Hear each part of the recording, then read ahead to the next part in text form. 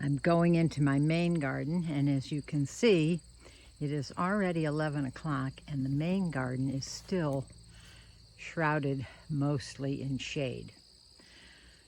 We are in September and the sun is getting lower and lower in the sky. We first come to this trellis. This is Trail of Tears beans, and these I am just going to let dry. There's already some dying back of the foliage, and that's mainly due to the fact that the seed pods are ripening here. We have a few that are up here. Look at these here, nice and crunchy. I could start picking them, but I think I'm gonna, as soon as they all die back, I will pick the majority of them.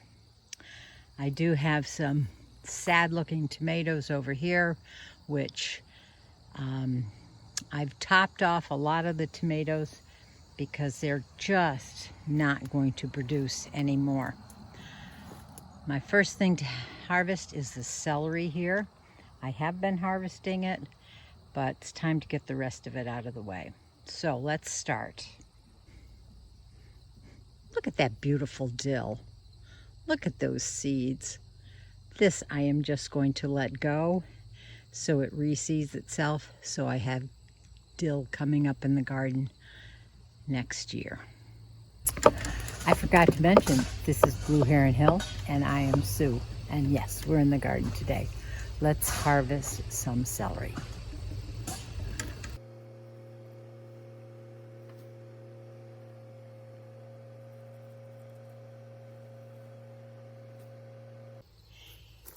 Now that's a load of celery here. I'm gonna have to take that out with the cart. I'm harvesting my dill seeds, and I also have a few random dill still growing in the garden. I am going to harvest this. This you can just plop in the freezer and be able to use it as a semi-fresh herb, or you can dehydrate this and use it as a dry herb.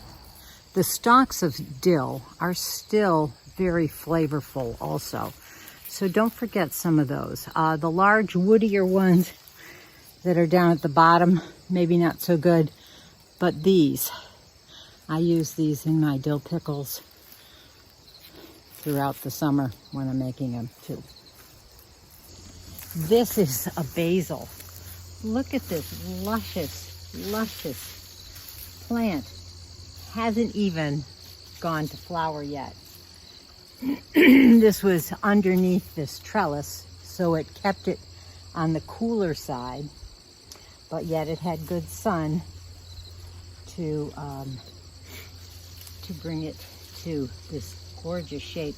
I have harvested off of this one, but I'm gonna come and just cut this all the way down, and this will be another thing to process. But look at that. Oh, and it smells so magnificent.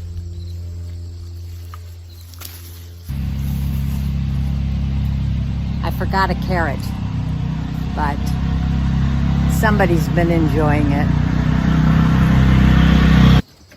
Here's another basil here. This is cinnamon basil, which I have many under my main bean arbor too. And I have been harvesting this all summer, but there's still some left on this. Well worth pulling it out right now. Makes a great tea. My next row houses my peppers, and I have to say that I've been very disappointed in my crop. And I don't think it's anything I've done, but I've had an invasion. I don't know that I could find one, but most of my peppers are being attacked by a little tiny snail, and it seems to just eat a little hole in it and then eat out the inside, and it all turns to mush. I do have some nice ones. Here's a pretty red one that's coming up. And I think before it, oh no, I'm wrong. Do you see that? Those little holes there? And it's all turned to mush here. So this is, again, not a good year for my pepper crop. That's just got to go into the compost pile. If I opened it up, I might be able to find and show you that little.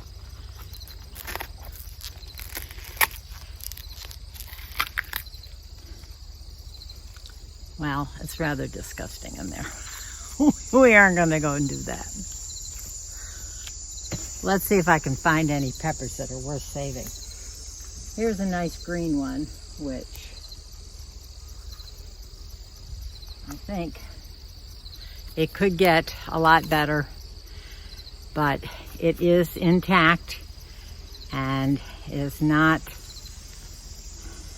hasn't shown any signs of being eaten. So I'm gonna pull this one. Yep, here we go. See that hole?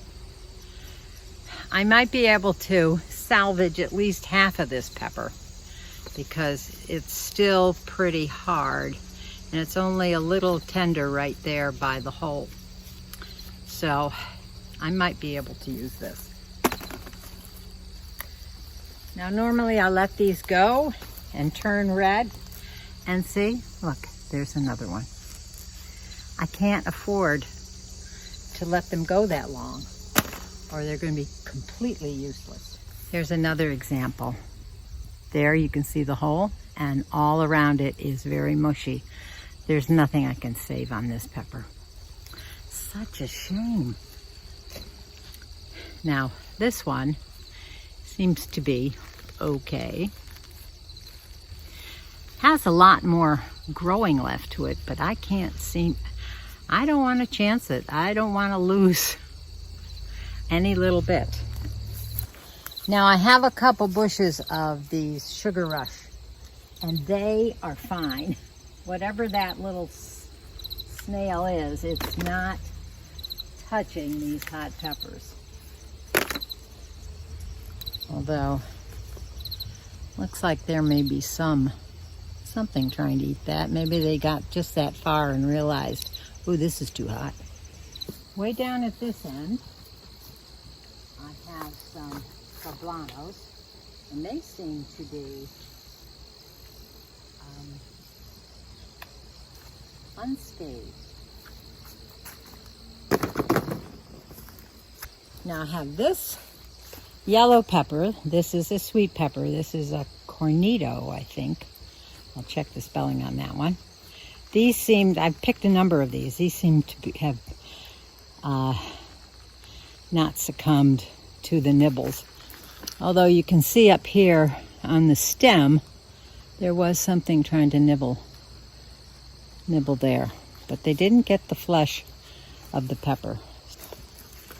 Now here's one of those cornitos, and it got it, because look at how all mushed up that is and rotted. Same plant, same pepper, different outcome.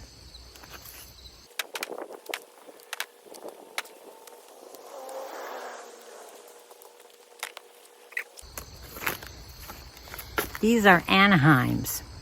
This has just a little bit of heat. Anaheims are not really hot.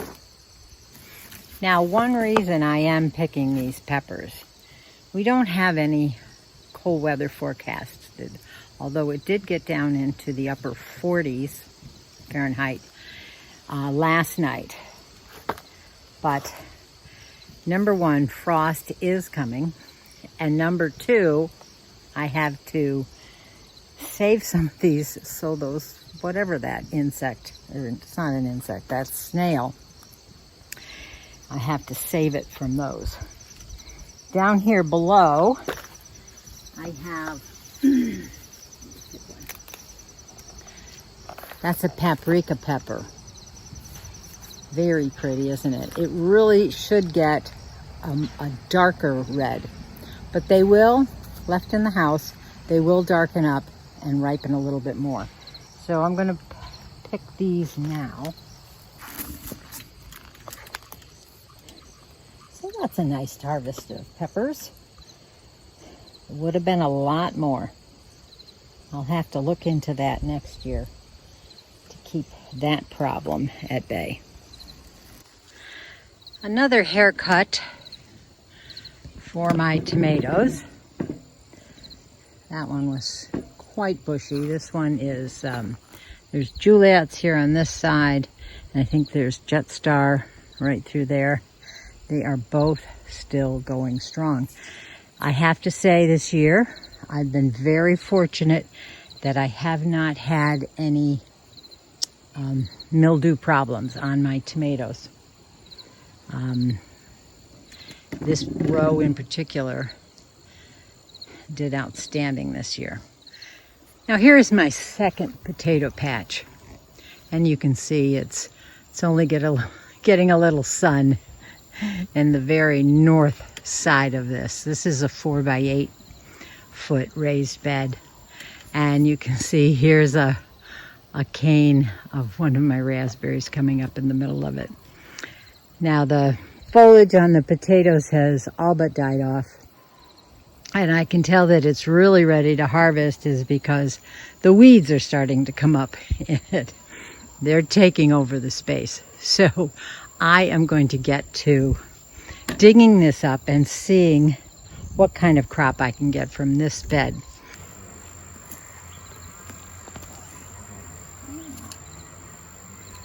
That is a great sign.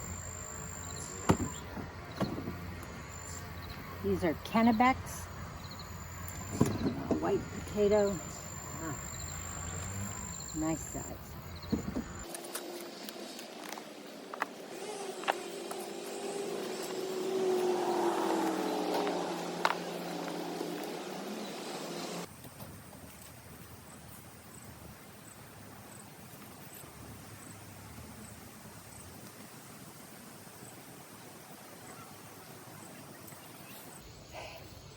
Here's a potato. Here's the seed potato that I planted back in May. And there's a few still tiny little ones. We had a longer growing season. It'd be nice to see these grow up too. But that seed potato, not mushy or anything, still nice and hard. So this is what I got done today. There are a few other things that I wanted to get to, but that may have to wait till a later date. We've got all of these peppers here, some tomatoes you can see here in this one, all of these potatoes. I think that's a fairly good crop of potatoes. You can see the majority are these Kennebecs, the white ones, and then I have some red Norlands that were at one end of the row.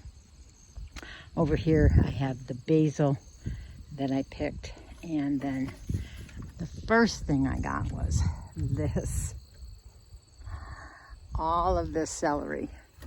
Now most of this celery will be frozen, and I will dehydrate some.